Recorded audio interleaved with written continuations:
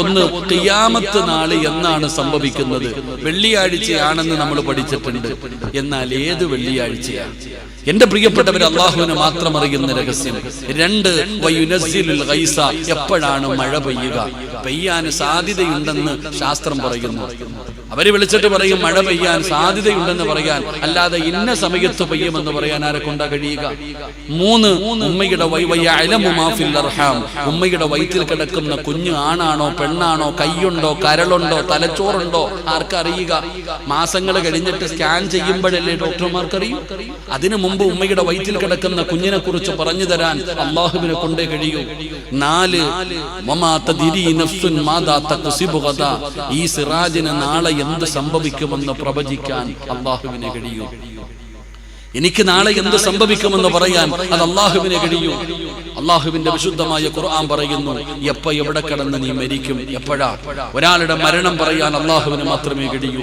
അതുകൊണ്ട് ഈ വഅദ് കേൾക്കാൻ വന്നവരോട് പറയുകയാ, ഏതു നിമിഷവും ഒരു ദിവസം മലക്കുൽ മൗത്ത് അസ്റായീൽ അലൈഹിസ്സലാം നമ്മുടെ മുമ്പിലേക്ക് കടന്നു വരും. അത് വഅദ് പറയുമ്പോഴാണോ, കേൾക്കുമ്പോഴാണോ, പോകുമ്പോഴാണോ, കിടക്കുമ്പോഴാണോ, ഹോസ്പിറ്റലിലാണോ, റോഡിലാണോ, ബാത്റൂമിലാണോ, പള്ളിക്കകത്താണോ, ഐസിയുവിലാണോ? അൽഹംദുലില്ലാ, നമുക്കറിയില്ല.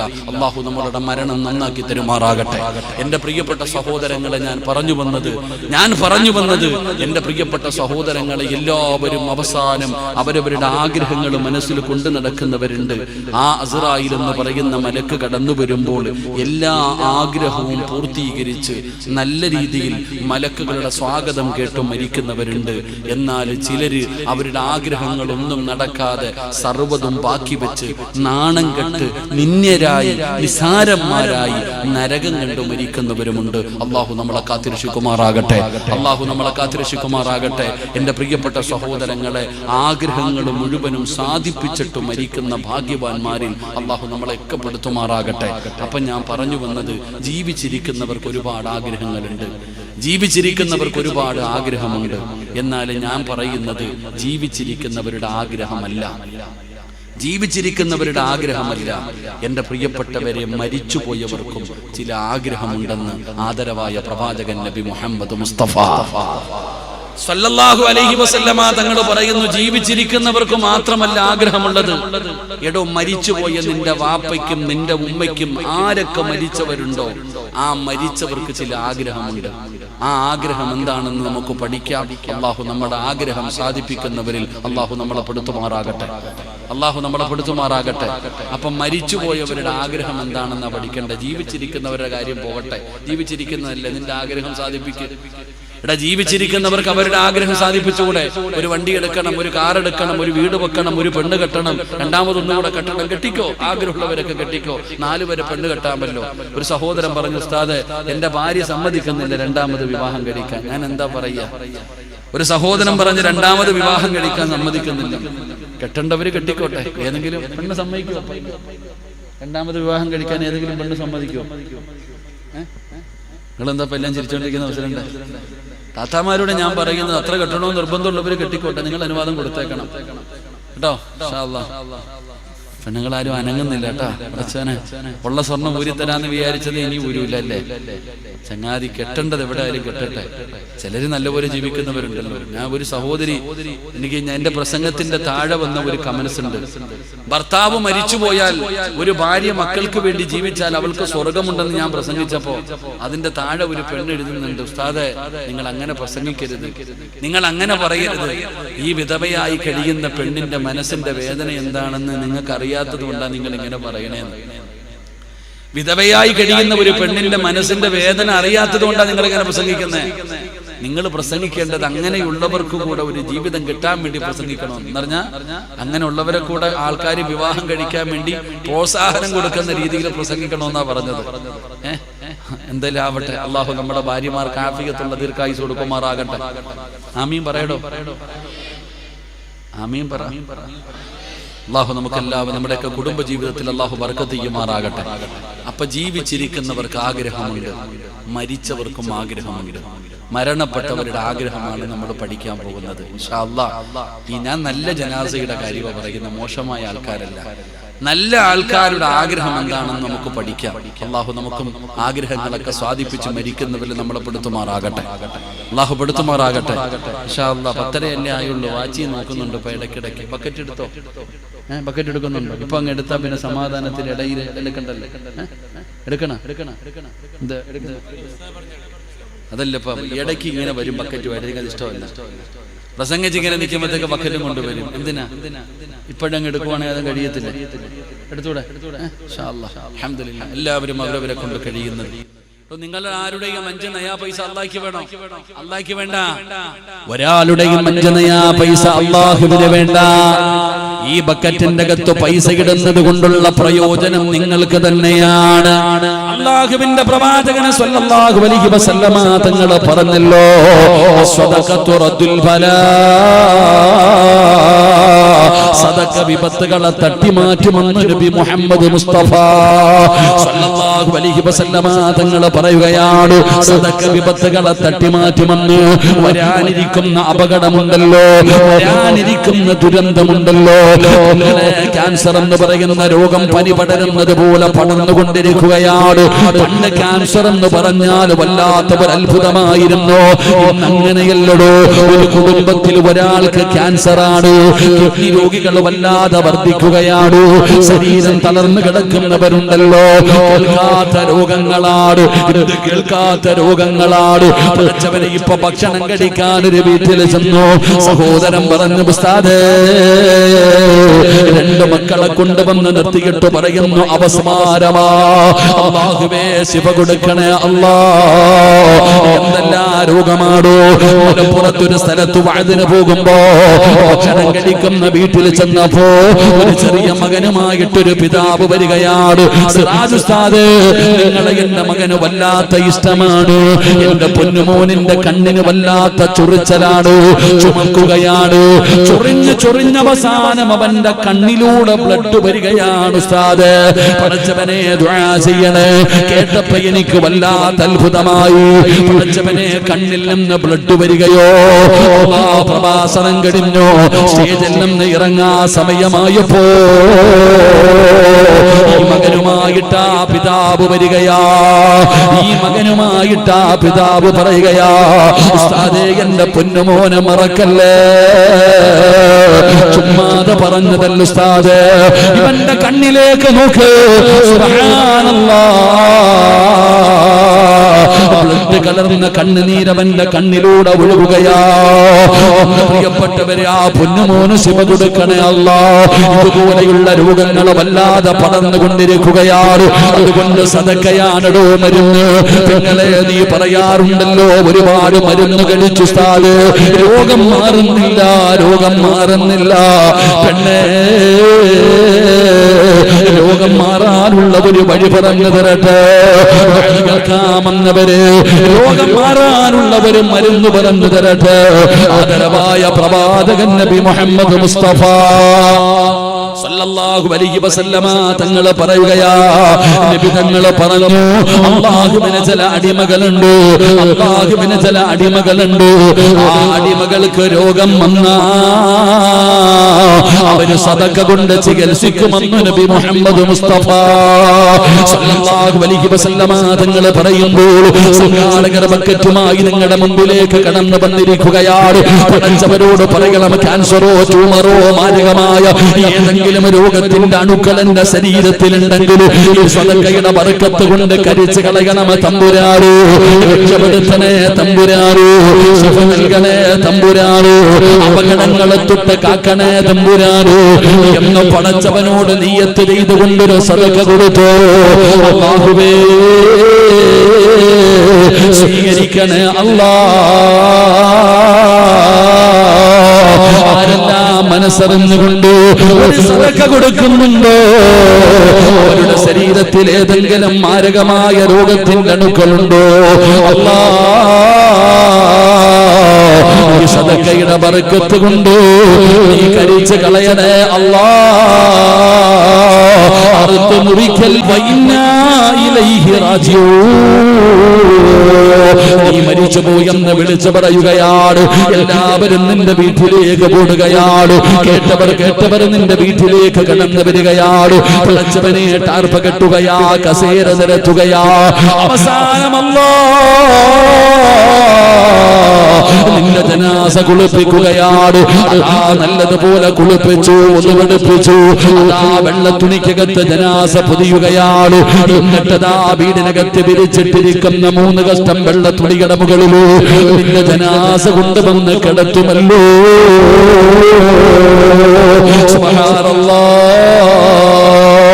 എല്ലാവരും നിന്റെ വീട്ടിൽ കടന്നു വന്നിട്ടുണ്ട്.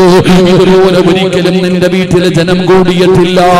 അങ്ങനെ എല്ലാവരും നിന്റെ വീട്ടിൽ വിളിക്കാതെ തന്നെ കടന്നു വന്നിരിക്കുകയാണ്.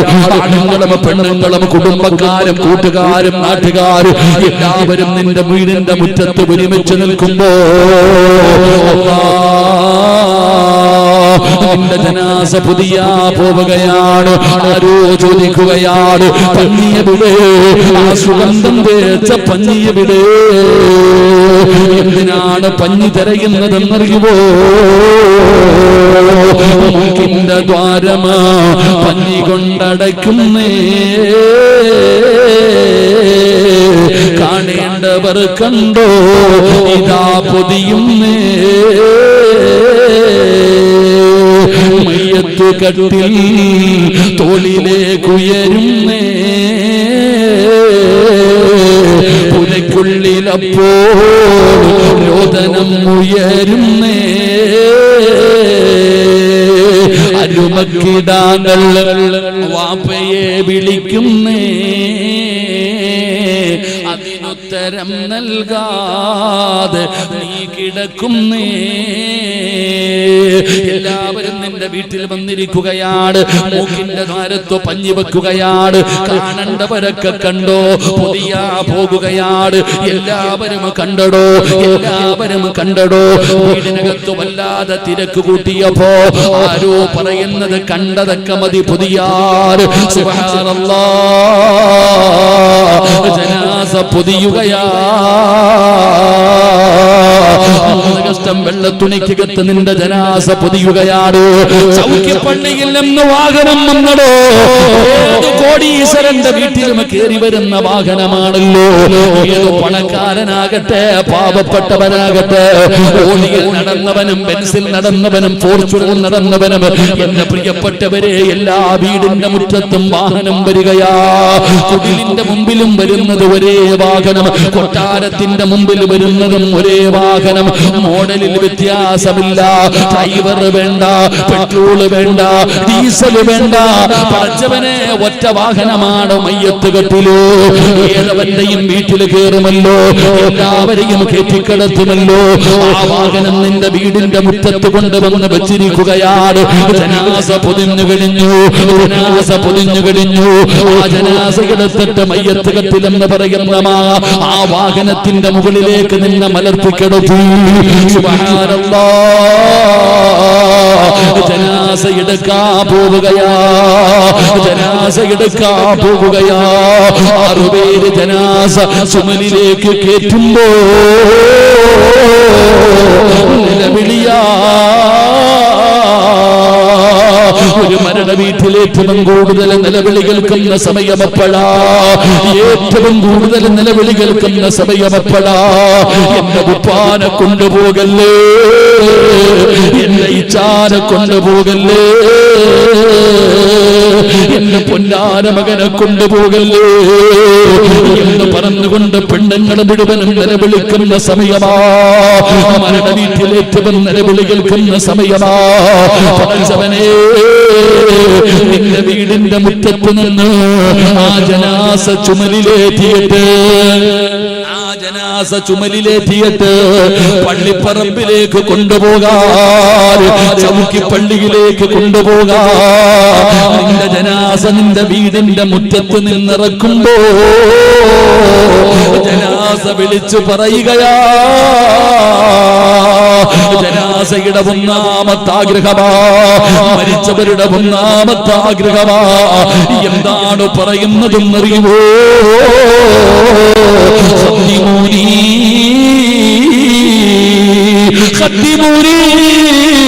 മക്കളെ, എന്നെ വന്ന് പെട്ടെന്ന് കൊണ്ടുപോകടാ, എന്റെ ജനാസയെന്ന് പെട്ടെന്ന് കൊണ്ടുപോക, എന്നെ വന്ന് പെട്ടെന്ന് കബറിലേക്ക് കൊണ്ടുവെക്കും മക്കളെ.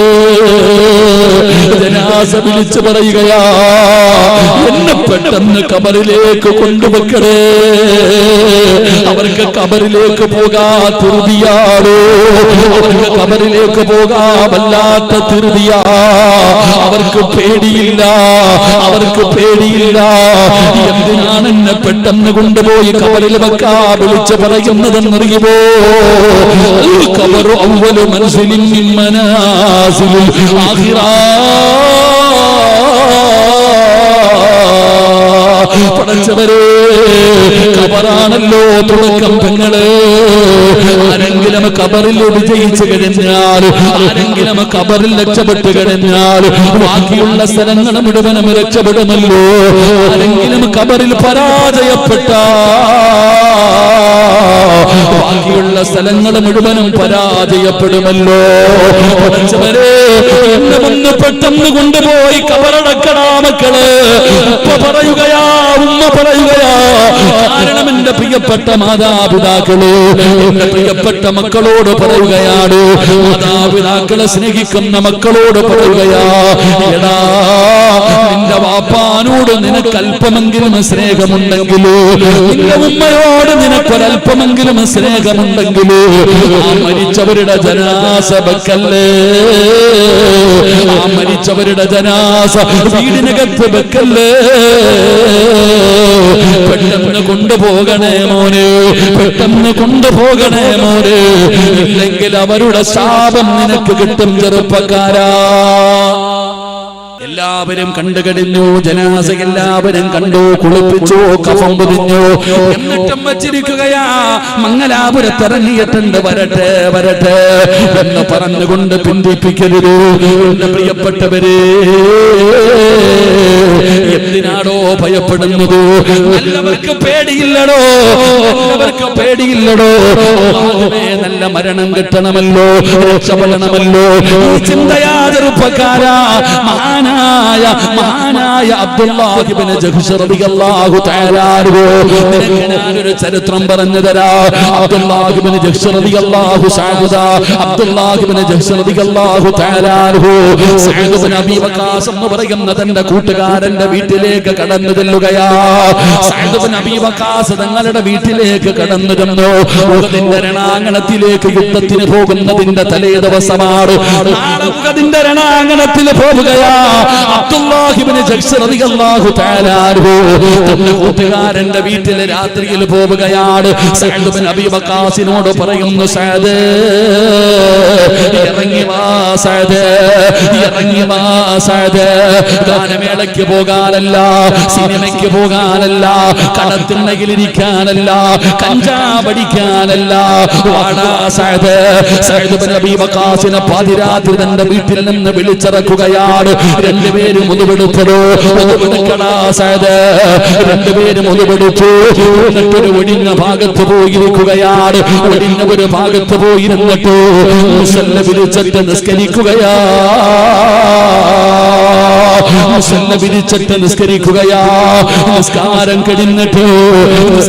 കഴിഞ്ഞിട്ട് അബ്ദുല്ലാഹ് ഇബ്നു ജഹ്ശ് റളിയല്ലാഹു തആല അൻഹു തന്റെ കൂട്ടുകാരനോട് പറയുന്നു, സഅദ് നീ ദുആ ചെയ്യ് സഅദ്, നീ ദുആ ചെയ്യ് സഅദ്. ഞാൻ ആമീൻ പറയാം, ഞാൻ ആമീൻ പറയാ. നീ ദുആ ചെയ്യ്, നീ ദുആ ചെയ്തതിനു ശേഷം ഞാൻ ദുആ ചെയ്യാ. നീ ആമീൻ പറയണേ. മഹാനായ സഅദ് ഇബ്നു അബീ വഖാസ് റളിയല്ലാഹു തആല അൻഹു കുറച്ചുവരെ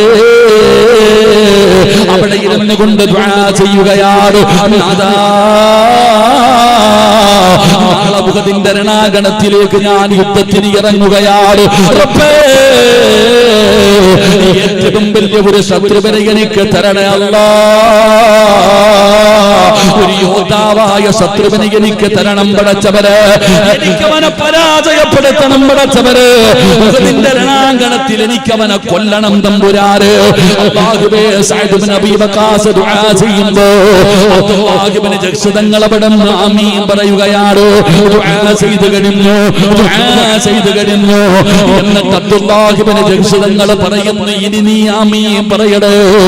എന്നിട്ട് ദുആ ചെയ്തു, നാളെ ഉഹദിന്റെ രണാങ്കണത്തിലേക്ക് ഞാൻ പോകുകയാണ് പടച്ചവരെ. എനിക്ക് എന്നെക്കാളും ആരോഗ്യമുള്ള ഒരു യോദ്ധാവിനെ എനിക്ക് തരണേ അല്ലാ. അവന് കരുണയില്ലാത്തവനാകണം തമ്പുരാന്, അവൻ ദയയില്ലാത്തവനാകണം തമ്പുരാന്. അവൻ എന്റെ കൈ മുറിക്കണം തമ്പുരാന്, എന്റെ കാല് മുറിക്കണം തമ്പുരാന്, എന്റെ മൂക്ക് മുറിക്കണം തമ്പുരാന്, എന്റെ ചെവി മുറിച്ചിട്ട് അവനെ കെട്ടി തൂക്കിയിടണേ അല്ലാ. പടച്ചവനെ, അബ്ദുല്ലാഹ് ഇബ്നു ജഹ്ശ് തങ്ങൾ അവിടുന്ന് ദുആ ചെയ്യുകയാ, അവിടുന്ന് ദുആ ചെയ്യുകയാ. രണ്ടുപേരും സലാം പറഞ്ഞ് വീട്ടിലേക്ക് മടങ്ങി. പിറ്റേ ദിവസം ഉഹദിന്റെ രണാങ്കണത്തിൽ യുദ്ധം കിടന്നു. സഅദ് ഇബ്നു അബീ വഖാസ് തങ്ങൾ ദുആ ചെയ്തതുപോലെ അല്ലാഹു സുബ്ഹാനഹു വ തആല ഒരു നല്ല യോദ്ധാവിനെയാണ് കൊടുത്തത്. പടച്ചറപ്പേ, അല്ലാഹുവേ, ദുആ ചെയ്തതുപോലെ അവനെ കൊല്ലുകയാണ് ചെയ്തത്. സഅദ് ഇബ്നു അബീ വഖാസ് തങ്ങൾക്ക് വലിയ സന്തോഷമായി. തന്റെ ദുആ സ്വീകരിച്ചല്ലോ, തന്റെ ദുആ സ്വീകരിച്ചല്ലോ. നാഥാ, എന്റെ കൂട്ടുകാരന്റെ ദുആ സ്വീകരിച്ചോ. ഓടുകയാ ചെറുപ്പക്കാരാ, ഉഹദിന്റെ രണാങ്കണത്തിലൂടെ സഅദ് ഇബ്നു അബീ വഖാസ് റളിയല്ലാഹു തആല ഓടുകയാണ്. ചെന്ന് നോക്കുമ്പോ ഉഹദിന്റെ രണാങ്കണത്തിന്റെ ഒരു മൂലയില്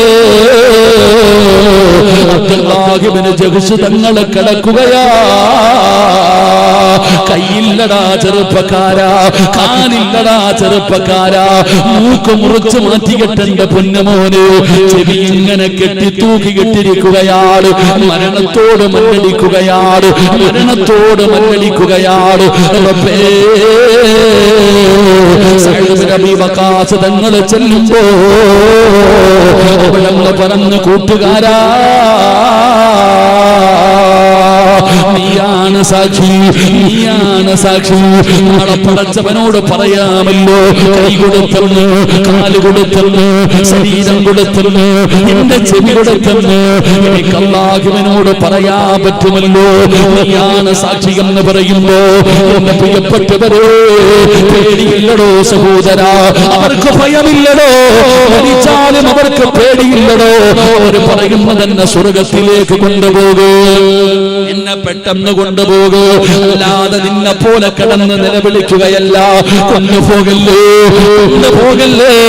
വിനാശ കൊണ്ടുപോകുന്ന സമയത്ത് വടിയിൽ കെട്ടിയിരിക്കുന്ന മൃഗങ്ങൾ കിടന്ന് ചാടാറുണ്ടല്ലോ. എന്തുകൊണ്ടാണെന്നറിയുമോ? മോശമായവന്റെ മരണം കൊണ്ടുപോകുമ്പോ മക്കളോട് പറയുന്നു, കൊണ്ടുപോകല്ലേ, എന്നെ എവിടെ കൊണ്ടുപോകുവാടാ പോലെ, എന്റെ ഉമ്മാനെ എവിടെ കൊണ്ടുപോവുകയാ, ആരെ എവിടെ കൊണ്ടുപോവുകയാ, എന്നെ കൊണ്ടുപോകല്ലേ എന്ന് അവൻ നിലവിളിച്ചുകൊണ്ട് ആത്മാവ് പറയുമെന്ന് നബി മുഹമ്മദ് മുസ്തഫ സല്ലല്ലാഹു അലൈഹി വസല്ലമ തങ്ങൾ പറയുമ്പോ ഈമാനോടുകൂടി മരിച്ചവരുണ്ടല്ലോ, അവരുടെ ഒന്നാമത്തെ ആഗ്രഹം, നാഥാ, എന്നെ എത്രയും പെട്ടെന്ന് ഖബറിലെത്തിക്കണേ അല്ലാ, എന്നെ കൊണ്ടുപോകണേ, പെട്ടെന്ന് ഖബറടക്കണേ എന്ന് ആ മയ്യത്ത് ആഗ്രഹിക്കുമെന്ന് ആദരവായ പ്രവാചകൻ നബി മുഹമ്മദ് മുസ്തഫ. ജനാസ ഖബറിലേക്ക് കൊണ്ടിറങ്ങുകയാണ്. ആ പള്ളിപ്പറമ്പിലേക്ക് കൊണ്ടിറങ്ങുമ്പോ ആദ്യമായിട്ട് കേൾക്കുന്ന ശബ്ദമാരുടെയെന്നറിയുമോ? ഖബറിന്റെ സംസാരം നീ കേൾക്കുമെന്ന് നബി മുഹമ്മദ് മുസ്തഫ സല്ലല്ലാഹു അലൈഹി വസല്ലമ തങ്ങൾ പറയുകയാണ്, മോനെ, ഖബർ നിന്നോട് സംസാരിക്കും ചെറുപ്പക്കാരാ. സിറാജ് സംസാരിക്കുന്നത് നിങ്ങൾ കേൾക്കുന്നുണ്ടല്ലോ, ഇതുപോലെ ഖബർ സംസാരിക്കുമടോ. ഖബറിന് നാവുണ്ടടോ, ഖബർ ഖബറിന് നാവുണ്ടടോ, ഖബർ ഓരോ മനുഷ്യനോടും സംസാരിക്കുമടോ. നാളെ രാവിലെ നീ ചൗക്കിപ്പള്ളിയുടെ പള്ളിപ്പറമ്പിൽ പോയാൽ നിന്നോട് ഖബർ സംസാരിക്കും. ചെറുപ്പക്കാരാ, അത്ഭുതപ്പെടേണ്ടടാ, ഖബർ സംസാരിച്ചിട്ടുണ്ടല്ലോ. ഒരുപാട് പേരോട് ഖബർ സംസാരിച്ചിട്ടുണ്ടല്ലോ. അതുകൊണ്ടാണ് നബി തങ്ങൾ പറഞ്ഞത്, നിങ്ങൾ ഖബറിനെ കുറിച്ച് പറയുന്നത് കേട്ടാലേ പേടിക്കണമെന്ന്. ഖബർ കണ്ടാ കരയാൻ പറയുന്നത്, ഖബർ കണ്ടാ കരയണമെന്ന് പറയാനുള്ള കാരണം അതാണ്. പടച്ചവനെ, ഖബർ ഓരോ മനുഷ്യനോടും സംസാരിക്കുന്നുണ്ടോ. അതാ ഖബറെന്നു കേട്ടാൽ തൽക്ഷണം ഞെട്ടേണ്ടതാ, കണ്ടാലുടൻ വാ വിട്ടു നീ കരയേണ്ടതാ. മേടയ്ക്കു പകരം മാളമാ സുബ്ഹാന റബ്ബിയതിൽ കിടക്കേണ്ടതാ നസുമാന. ഇതൊക്കെ ചിന്തിച്ചു നീ കരയുക സോദരാ, എങ്കിൽ സുറൂറായി നീ കിടക്കും മറുകരാ. മുനേ, ഖബറിനെ കുറിച്ച് പറയുന്നത് കേട്ടാലേ പേടിക്കണമെന്നാട്. ഖബറെന്ന് പറഞ്ഞാ ഭയക്കണം ചെറുപ്പക്കാരാ. മോനെ, ഖബർ കണ്ടാ കരയണേ, ഖബർ കണ്ടാ കരയണേ. ആരാടോ കരയുന്നത്? ഖബർ വെട്ടുന്നവൻ ഒരിക്കൽ പോലും കരഞ്ഞിട്ടില്ല. പടച്ചവരെ, നിങ്ങളുടെ നാട്ടിലുണ്ടല്ലോ, ഈ നാട്ടില് ഖബർ കുടിക്കുന്നവരെ കണ്ടിട്ടുണ്ടോ? ആരാ ഖബർ കുടിക്കുമ്പോ കരയുന്നത്? മുണ്ട് മടക്കി കുത്തി വീടി വലിച്ചുകൊണ്ട് തമാശ പറഞ്ഞുകൊണ്ട് അവനതാ ഖബർ കുടിക്കുകയാണ്. അവൻ കരയാറില്ല, അവനൊരു പേടിയില്ല. ഖബറിൽ ജനാസ ഇറക്കി വെക്കാൻ ഇറങ്ങുന്നവരുണ്ടല്ലോ, ജനാസ ഇങ്ങനെ കെട്ടി ഇറക്കിയിട്ട് 3 കെട്ടം തുണിയുണ്ടല്ലോ, ആ 3 കെട്ടുകൾ അടിച്ചു മാറ്റിയിട്ട് ആ ഖബറിന്റെ താഴെ മിൻഹാ ഖലഖനാകും വഫീഹാ നുഈദുകും വമിൻഹാ നുഖ്രിജുകും താറത്തൻ ഉഖ്റാ. മണ്ണ് വാരി വെക്കുന്നവൻ കരയാറില്ല. പാടെ കബളിന്റെ താഴെ, ഉമ്മയുടെ കബളിന്റെ താഴെ പിടിമണ്ണ് വാരി വെക്കുന്നവനും കരയാറില്ല. പലക നിരത്തുന്നവനും കരയാറില്ല. മണ്ണ് വെട്ടിയിടുന്നവനും കരയാറില്ല. സിയാറത്ത് ചെയ്യുന്നവനും കരയാറില്ല. കാരണം തമാശയായി പോയടാ ചെറുപ്പക്കാരാ. ഫോൺ വിളിക്കുന്നത് പള്ളിപ്പറമ്പിൽ നിന്നല്ലേ, തമാശ പറയുന്നത് പള്ളിപ്പറമ്പിൽ നിന്നല്ലേ. ആരുടെയെങ്കിലും ഖബറിന്റെ മുകളിൽ നട്ടുവെച്ചിരിക്കുന്ന ചെടിയുടെ ഇല പറിച്ച് കളിക്കുന്നവനല്ലേ ചെറുപ്പക്കാരാ. എന്തുകൊണ്ടാണ് നിനക്ക് പേടി വരാത്തതെന്നറിയുമോ? നിനക്കറിയില്ലടാ, ഖബറിന്റെ സ്വഭാവം നിനക്കറിയില്ലടാ. ലൗലം യഅലമു മാ യഅതീഹി ബഅദൽ മൗത്ത് മാ അകില അകിലാ വലാ ശരിബ സുർബാ ഇല്ലാ വഹുവ യബ്ഖീ വയദ്രിബു അലാ സദരി. നബി തങ്ങൾ പറയുകയാണ്, ആ ഖബറിനകത്ത് കിടക്കുന്ന മനുഷ്യന്റെ അവസ്ഥയെങ്ങാനും നീ അറിഞ്ഞിരുന്നെങ്കിൽ നീ ചിരിക്കില്ലടാ, നീ കളിക്കില്ലടാ ചെറുപ്പക്കാരാ, നീ കഴിക്കില്ലടാ പൊന്നുമോന്, നീ കുടിക്കില്ലടാ വാപ്പാ. എന്റെ പ്രിയപ്പെട്ടവരെ, വയദ്രിബു അലാ സദരി, നീ നിലവിളിക്കാതെ നിനക്കത് കഴിക്കാനും കുടിക്കാനും കഴിയില്ല.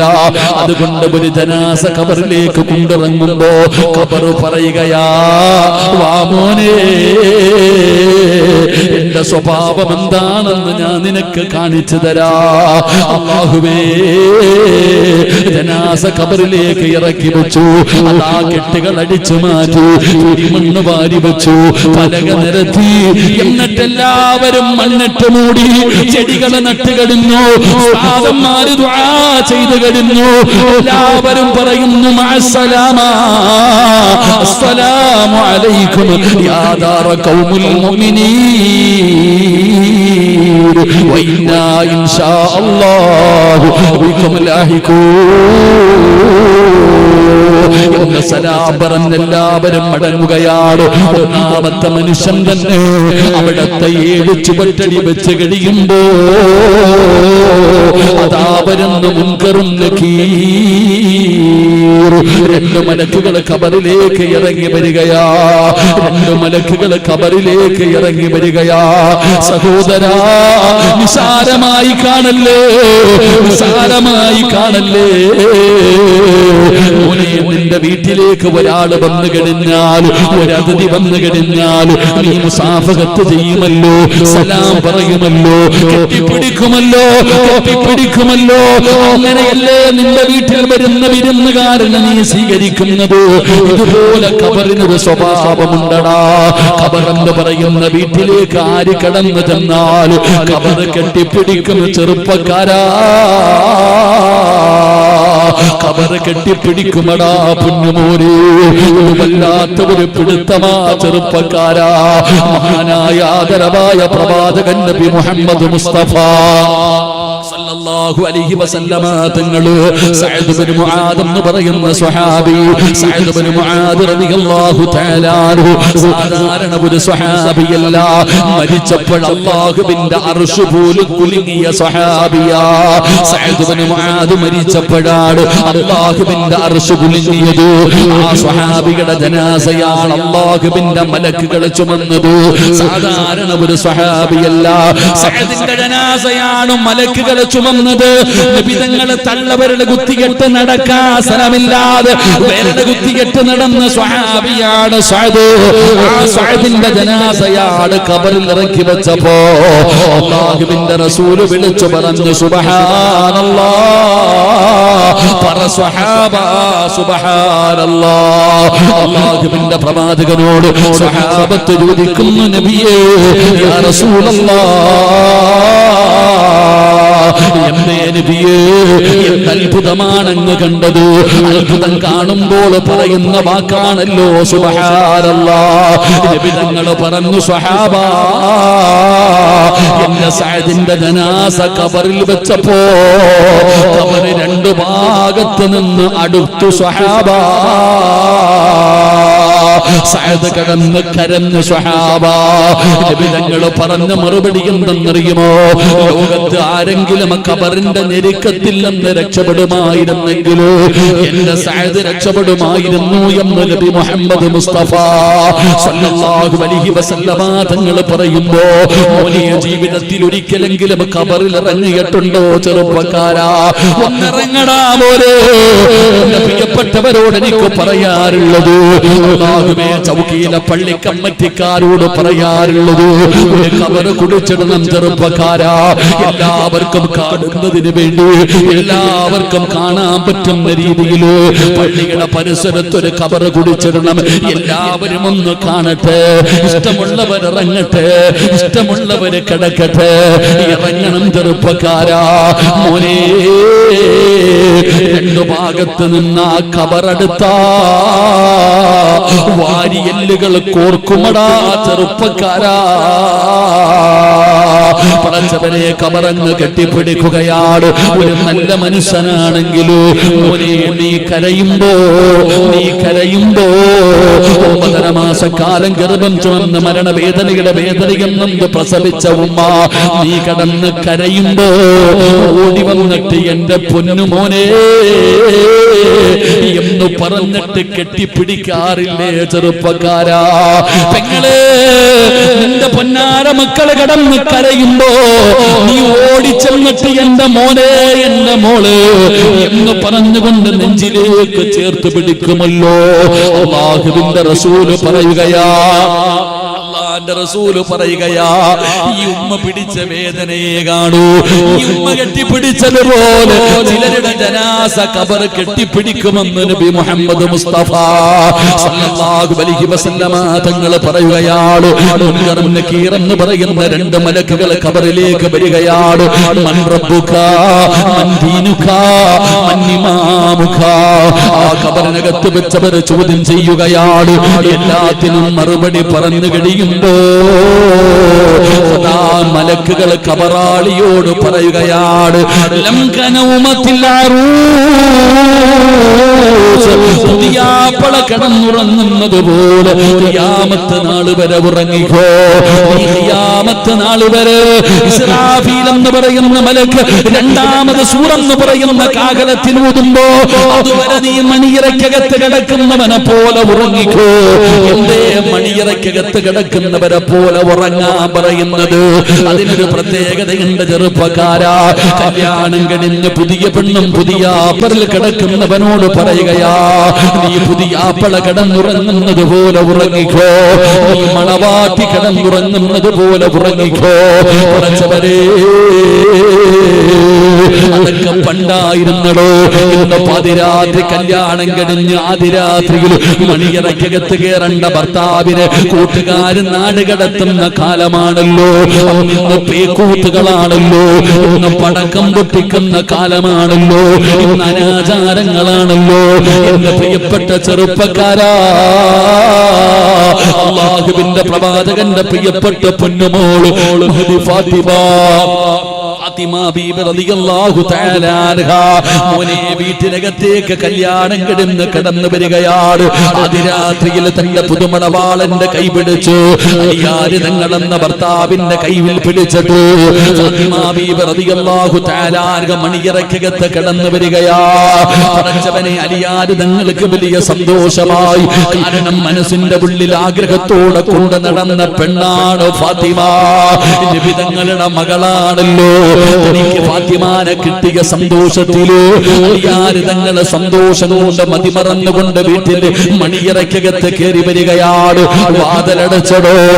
എന്നിട്ട് വീടിനകത്ത് കത്തിച്ചു വെച്ചിരുന്ന വിളക്കിന്റെ തിരി അണച്ചപ്പോ വീടിനകത്തൊരു കരച്ചിൽ കേൾക്കുകയാ. മണിയറയ്ക്കകത്തൊരു കരച്ചിൽ കേൾക്കുകയാ. ആരാണ് കരയുന്നത്? ഫാത്തിമ മണവാട്ടിയിരുന്ന് കരയുകയാണ്. അലിയാര് തങ്ങൾ ചോദിച്ചു, ഫാത്തിമ എന്തിനാ കരയുന്നത്? എന്നെ ഇഷ്ടമായില്ലേ ഫാത്തിമ? എന്നെ ഇഷ്ടമായില്ലേ ഫാത്തിമ? എന്തിനാ ഫാത്തിമ നീ ഇതിനകത്ത് കിടന്ന് കരയുന്നത്? അല്ലാഹുവിന്റെ റസൂലിന്റെ പൊന്നാര മകള് പറഞ്ഞു, അലിയേ എനിക്ക് നിങ്ങളെ വല്ലാത്ത ഇഷ്ടമാണ് അലിയേ. നിങ്ങളെ ഇഷ്ടപ്പെടാത്ത ഒരു പെണ്ണില്ലല്ലോ, പിന്നെ എന്തിനാ നീ കരയുന്നത്?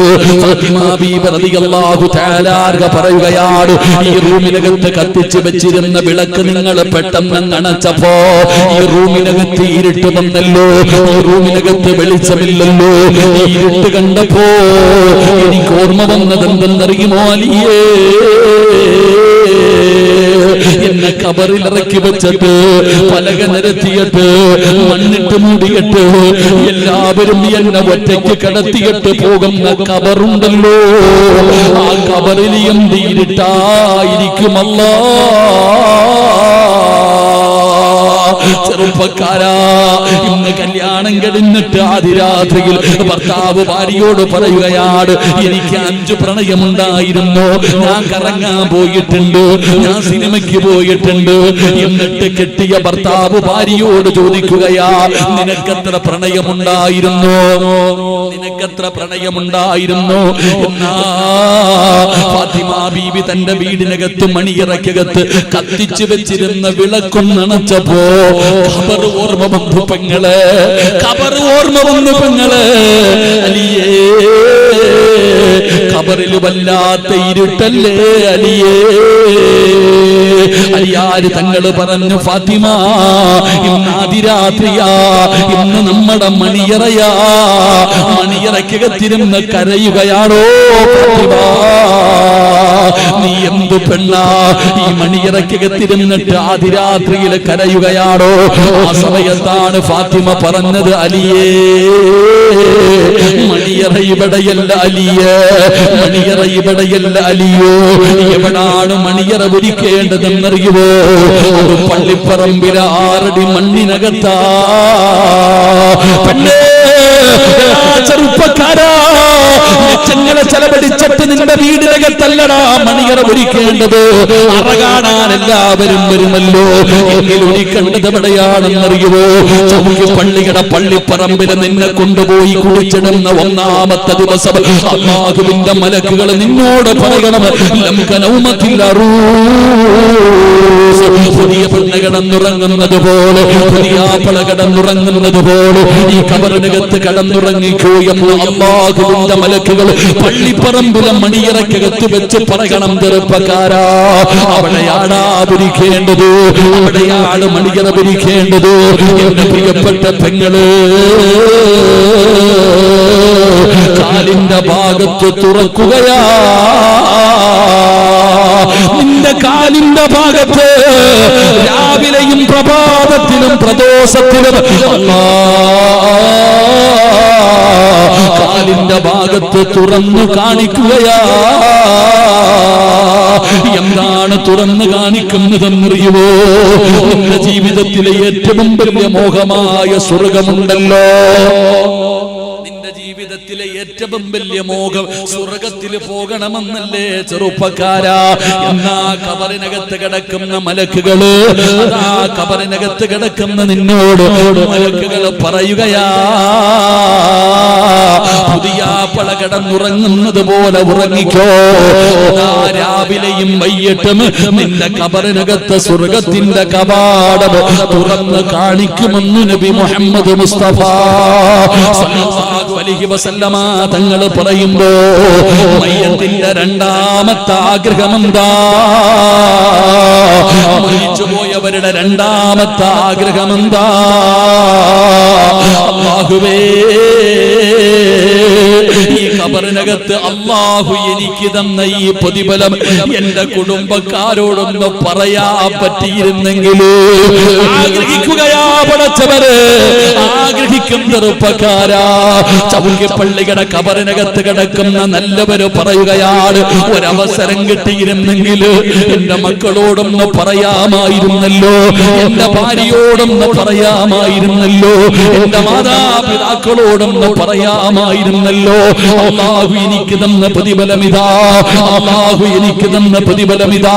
ഇതൊന്നും പറയാൻ കഴിയുന്നിരുന്നെങ്കിൽ എത്രയോ നല്ലതായിരുന്നു എന്നാഗ്രഹിക്കുമെന്ന് മഹാനായ നബി മുഹമ്മദ് മുസ്തഫ സല്ലല്ലാഹു അലൈഹി വസല്ലമ തങ്ങൾ പറയുമ്പോ മഹാനായ അബൂ സിനാൻ റളിയല്ലാഹു തആല അൻഹു, അബൂ സിനാൻ എന്ന് പറഞ്ഞ സഹാബിയുടെ ചരിത്രം അറിയുമോ? പൊന്നാര മകനെ വല്ലാത്ത ഇഷ്ടമായിരുന്നു. അബൂ സിനാൻ തങ്ങൾക്ക് തന്റെ പൊന്നുമോനെ വല്ലാത്ത ഇഷ്ടമായിരുന്നു. എവിടെ പോയാലും മകന്റെ കൂടെയാ നടക്കാറ്. പൊന്നാര മകനെ കൊണ്ടുപോകുമായിരുന്നു. ഉമ്മയില്ലാത്ത മകനായിരുന്നു. അതുകൊണ്ട് വാപ്പയ്ക്ക് തന്റെ പൊന്നാര മകനോട് വല്ലാത്ത സ്നേഹമായിരുന്നു. അബൂ സിനാൻ റളിയല്ലാഹു തആല അൻഹു അവസാനം അവിടുന്ന് മരണപ്പെട്ടടോ, അവിടുന്ന് മരണപ്പെട്ടടോ. ജനാസ കൊണ്ടുപോയി കബറടക്കി. വലിയ സങ്കടമായി, വല്ലാത്ത സങ്കടമായി. ഞാൻ എന്റെ ഉപ്പയുടെ കബറിന്റെ ചാരത്ത് നിന്ന് വരൂല. അവിടെ ഇരുന്നു കൊണ്ട് പിതാവിനെ പിരിയാ പറ്റാത്ത സങ്കടത്തില് അബൂ സിനാൻ റളിയല്ലാഹു തആല അൻഹു പടച്ചവനെ വാപ്പയുടെ കബറിന്റെ ചാരത്തിരുന്ന് കരയുകയാ.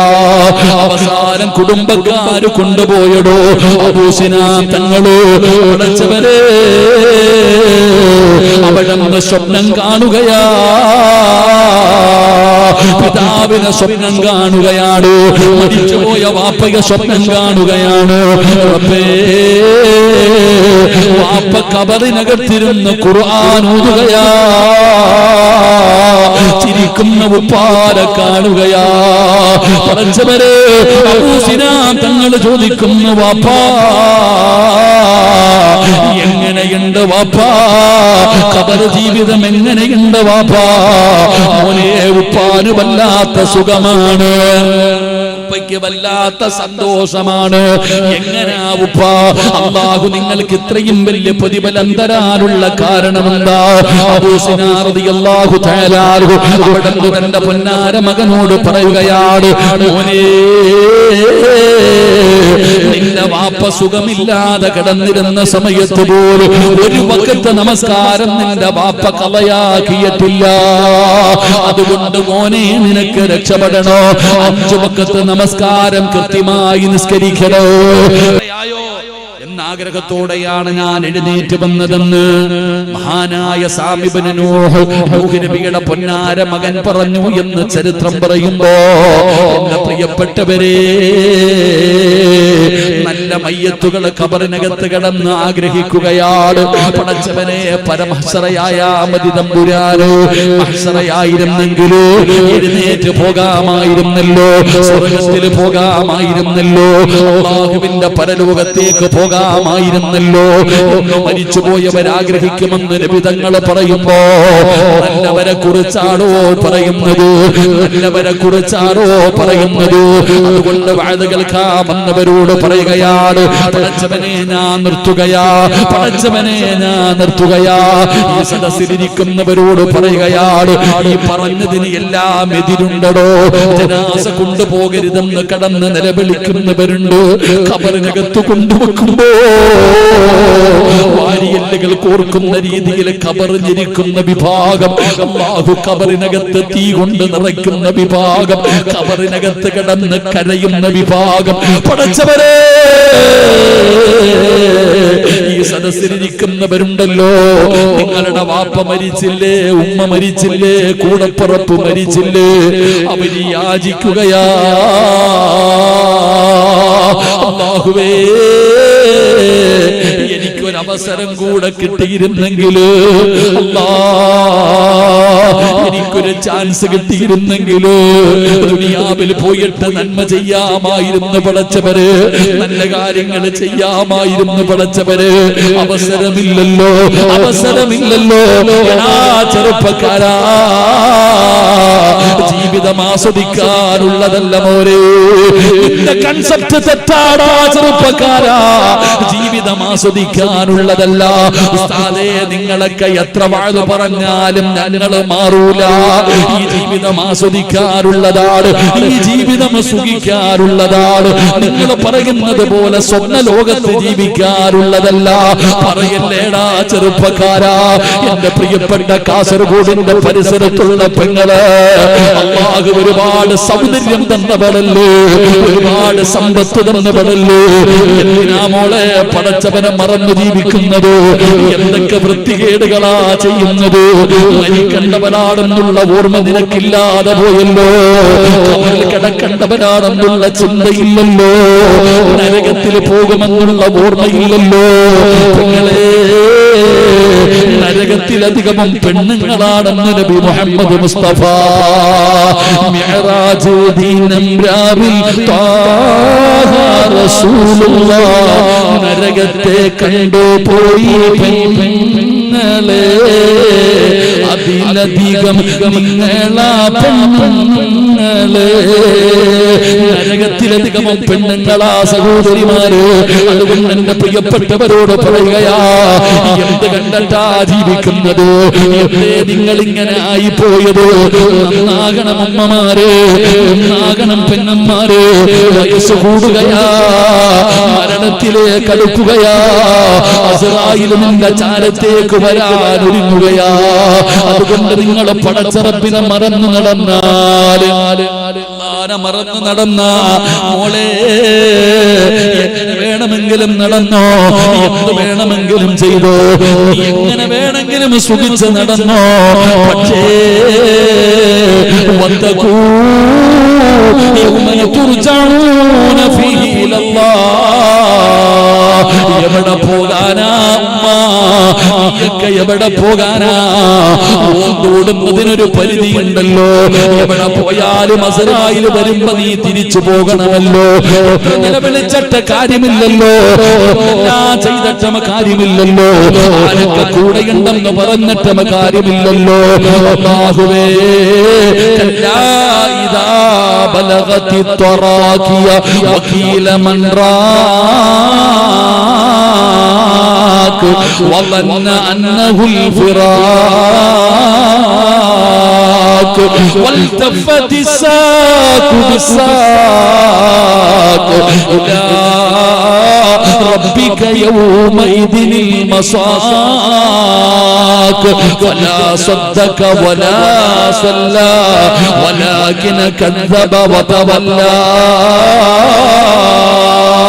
മലക്കുകൾ പറയുകയാ വിളിക്കടാ വിളിക്കടി ആരെ വേണമെങ്കിലും നീ വിളിച്ചോ എന്നെ കൊണ്ടുപോകാനാ ഞങ്ങൾ വന്നിരിക്കുന്നത് അല്ലാഹുവിന്റെ മലക്കുകൾ പറയുമെന്ന് പരിശുദ്ധമായ ഖുർആൻ പറയുമ്പോ എന്റെ പ്രിയപ്പെട്ടവരോട് പറയുകയാണ് അല്ലാഹുവിനെ മറന്ന് ജീവിക്കല്ലോ അല്ലാഹുവിനെ മറന്ന് ജീവിക്കല്ലോ നന്മകൾ ചെയ്യടോ നല്ല കാര്യങ്ങൾ ചെയ്യടോ ചെയ്തു കൂട്ടുന്ന പാപങ്ങൾ മുഴുവനും നിന്റെ ചുമലിലിരിക്കുന്ന മലക്കുകൾ എഴുതുകയാ മറക്കല്ലേ പെങ്ങള് ആരും കാണാതെ ചെയ്തത് രഹസ്യമായി ചെയ്തത് പരസ്യമായി ചെയ്തത് കോളേജിൽ പോകുന്നു എന്ന് പേര് പറഞ്ഞുകൊണ്ട് കാമുകന്റെ കൂടെ കറങ്ങാൻ പോയത് ലോഡ്ജെടുത്ത് താമസിച്ചത് ബീച്ചിലെ മരത്തിന്റെ ചുവട്ടിൽ കുടയും പിടിച്ചിരുന്ന് ചെയ്തത് കിടക്കുന്ന ഭർത്താവിനെ വഞ്ചിച്ചത് അല്ലാഹുവേ പടച്ചവനെ പേടിച്ചുകൊണ്ട് നിനക്ക് വേണ്ടി ദുആ ചെയ്തുകൊണ്ട് കാത്തിരുന്ന പ്രിയപ്പെട്ടവള് ഒരു തൊലിവെളുപ്പുള്ളവളെ കണ്ടപ്പം മറന്നു കളഞ്ഞത്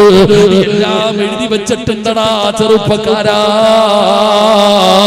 ആര് മറന്നാലും ആ മലക്കുകൾ മറക്കൂല അവരെഴുതി വെക്കുന്നവരാ ഒരു നിമിഷം പോലും അവരുറങ്ങില്ല ഒരു നിമിഷം പോലും അവരുറങ്ങില്ല നാളെ ഈ കിതാബ് നിന്റെ കയ്യിലെടുത്ത് തരുന്ന ഒരു സമയമുണ്ട് അല്ലാഹുവിന്റെ മലക്കുകള് റഖീബും അതീദ് എന്ന് പറയുന്ന രണ്ട് മലക്കുകൾ എഴുതിയ ഗ്രന്ഥമുണ്ടല്ലോ നിന്റെ കയ്യിലേക്ക് എടുത്തു തരുമ്പോ തുറന്നു നോക്കുമ്പോ നീ അല്ലാഹുവോട് ചോദിക്കുകയാ മാലിഹാദൽ കിതാബ് ലാ യുഗാദിറു സഗീറതൻ വലാ കബീറതൻ ഇല്ലാ അഹ്സാഹാ ഇതെന്ത് കിതാബാ അല്ലാഹ് പടച്ചവനെ എല്ലാം ഇതിനകത്തുണ്ടല്ലോ ഭർത്താവിനെ വഞ്ചിച്ചു പോയത് കാമുകന്റെ കൂടെ കറങ്ങിയത് വാതിലടച്ചിട്ട് നഗ്നചിത്രങ്ങൾ അയച്ചു കൊടുത്തത് ബാത്റൂമിനകത്തിരുന്ന് ചെയ്തത് എല്ലാം ഇതിനകത്തുണ്ടല്ലോ പടച്ചവരെ ഇതെന്ത് കിതാബാ തമ്പുരാന് അതുകൊണ്ട് എന്റെ പ്രിയപ്പെട്ടവരോട് പറയുകയാണ് ഞാൻ നിർത്തുകയാ സഹോദരാ ഈ മലക്കുകളെ നിങ്ങൾ മറക്കരുത് ഈ ചുമലിലിരിക്കുന്ന മലക്കുകളെ നിങ്ങൾ മറക്കരുത് പാപം ചെയ്തുകൊണ്ട് നടക്കുന്നവരുണ്ടല്ലോ മോശമായ ജീവിതം നയിക്കുന്നവരുണ്ടല്ലോ എടാ ഒരു നല്ലവൻ മരിച്ചാ അല്ലാഹുവിനെ ഭയന്ന് നടക്കുന്ന ഒരു മനുഷ്യൻ മരിച്ചാൽ ആദ്യം കരയുന്നതാരാണെന്നറിയുവോ ആദ്യം കരയുന്നതാരാണെന്നറിയുവോ ഈ ചുമലിലിരിക്കുന്ന രണ്ട് മലക്കുകൾ കരയുകയാ നമ്മുടെ ചുമലിലിരിക്കുന്ന മലക്കുകൾ കരയുകയാണ് അല്ലാഹു ചോദിക്കുന്നു എന്തിനാ മലക്കുകളെ കരയുന്നത് സിറാജ് പോയല്ലോ പടച്ചവര് സിറാജ് ഞങ്ങളെ വിട്ടു പിരിഞ്ഞല്ലോ തമ്പുരാരെ ഒരു നല്ല കൂട്ടുകാരനായിരുന്നു തമ്പുരാരെ എന്തൊരു സന്തോഷമായിരുന്നു പടച്ചവരെ വിട പറഞ്ഞു പോയല്ലോ അല്ലാഹു ചോദിക്കുന്നു നിങ്ങൾക്ക് സിറാജിനെ ഇഷ്ടമാണോ നിങ്ങൾക്ക് പിരിയാൻ മനസ്സില്ലേ ഇല്ല പടച്ചവനെ അല്ലാഹുവേ ഞങ്ങൾക്ക് സിറാജിനെ പിരിയാൻ ഇഷ്ടമില്ല അല്ലാഹു പറയുന്നു മലക്കുകളെ എങ്കിൽ ഖിയാമത്ത് നാൾ വരെ നിങ്ങൾ ഇബാദത്ത് ചെയ്തോ ഖിയാമത്ത് നാൾ വരെ നിങ്ങൾ ഈ ഭൂമിയിൽ ഇരുന്ന് ഇബാദത്ത് ചെയ്തോ അതിന്റെ തിരിക്കുന്ന മലക്കുകളാ ചുമലിലിരിക്കുന്ന മലക്കുകളാ അവര് പറയുന്നു സിറാജ് മരിച്ചല്ലോ അല്ലാ ഇവനൊന്നും മരിച്ചല്ലോ റബ്ബേ ഇവൻ എത്രയോ കള്ള് ഷാപ്പുകളിൽ കൊണ്ടുപോയവനാണ് വ്യഭിചരിക്കുന്ന സ്ഥലങ്ങളിൽ കൊണ്ടുപോയവനാണ് എത്രയോ വൃത്തികേടുകളിൽ ഞങ്ങളെ സാക്ഷിയാക്കിയവനാണ് ഇവനൊന്ന് തീർന്നല്ലോ അല്ലാ മലക്കുകൾ റബ്ബിനോട് പറയുകയാ ഇവനെ വെറുതെ വിടല്ലേ അല്ലാ നിന്റെ ചുമലിരിക്കുന്ന മലക്കുകൾ പറയും പെണ്ണേ ചെറുപ്പക്കാരാ ചുമലിരിക്കുന്ന മലക്ക് ലാ യഅസൂനല്ലാഹ മാ അമറഹും വയഫഅലൂന മാ യുമറൂൻ അല്ലാഹുവിന്റെ കൽപ്പനകൾ മാത്രം അനുസരിച്ച് ജീവിക്കുന്ന മലക്കുകളാണ്. ആ മലക്കുകളാണ് അല്ലാഹുവിനോട് പറയുന്നത്, ഇവനോട് കരുണ കാണിക്കല്ലേ അല്ലാ, ഇവനെ വെറുതെ വിടല്ലേ അല്ലാ. മലക്കുകളെ ശപിക്കുമടോ. അതുകൊണ്ട് ഞാൻ നിങ്ങളോട് പറയുകയാണ്, നിങ്ങളുടെ ചുമലിരിക്കുന്ന മലക്കിന്റെ ദുആവേടേ, ആ മലക്കിന്റെ സ്നേഹം വേടേ, ആ മലക്കിനെ കരയിപ്പിക്കണേ പെങ്ങള്. അതുകൊണ്ട് എന്റെ ചെറുപ്പക്കാരോട് പറയുകയാ, എന്റെ പ്രിയപ്പെട്ട ചെറുപ്പക്കാരാ, വാശിയല്ലേടാ മോനെ. ഇന്നത്തെ പെൺകുട്ടികൾക്കും ആൺകുട്ടികൾക്കും വല്ലാത്ത വാശിയാണ്, എല്ലാവർക്കും വാശിയാ. എങ്കിലും വാശി വേണം ചെറുപ്പക്കാരാ. ഈ സദസ്സിലിരിക്കുന്നവരോട് പറയുകയാണ്, നിങ്ങൾക്ക് വാശിയുണ്ടെങ്കിലോ, നിങ്ങൾക്ക് വാശിയുണ്ടെങ്കിലോ നിങ്ങൾ പ്രതികാരം ചെയ്യണേ, നിങ്ങൾ പ്രതികാരം ചെയ്യണേ. ആരോടാണ് പ്രതികാരം ചെയ്യണമെന്ന് പ്രതികാരം ചെയ്യേണ്ടതെന്നറിയുമോ? ആരോടാണ് പ്രതികാരം ചെയ്യേണ്ടത്? എന്റെ പ്രിയപ്പെട്ടവരെ, അന്നല്ലദീ വലദതു ഉമ്മുക ബകിയാ വന്നാസു ഹൗലക യൽഹഖൂന സുറൂറാ وجهد لنفسك أن تكون إذا بكوا في حال موتك ضاحكا مسرورا